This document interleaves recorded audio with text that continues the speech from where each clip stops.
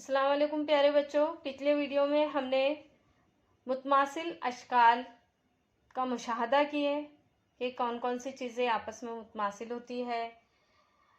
आइए बच्चों, आज हम मुतमासिलत के बारे में समझते हैं। सामने आपके दो शक्लें दी हुई है मसलस की, मसलस LMN और मसलस DEF।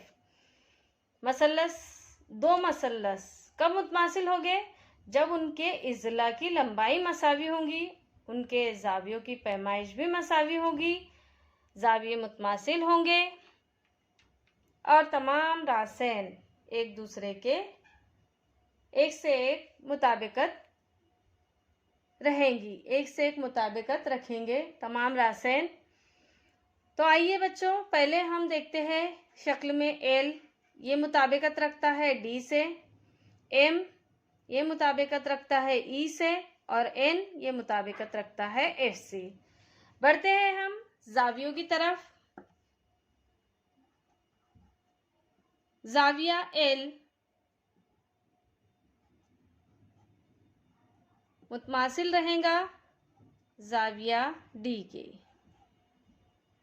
ये जाविया इसके मुतमासिल रहेगा। इसी तरह M जाविया मुतमासिल रहेगा E के, जाविया E के। इसी तरह जाविया N मुतमासिल रहेगा जाविया F के।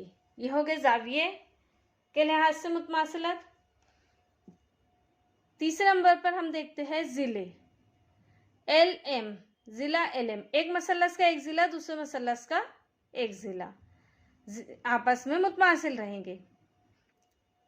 LM ये मुतमासिल की अलामत है, पता है आपको।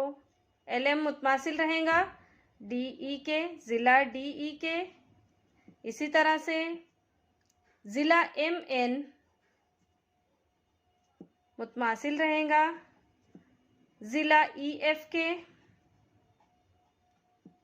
और तीसरा जिला LN मुतमासिल रहेगा जिला DF के।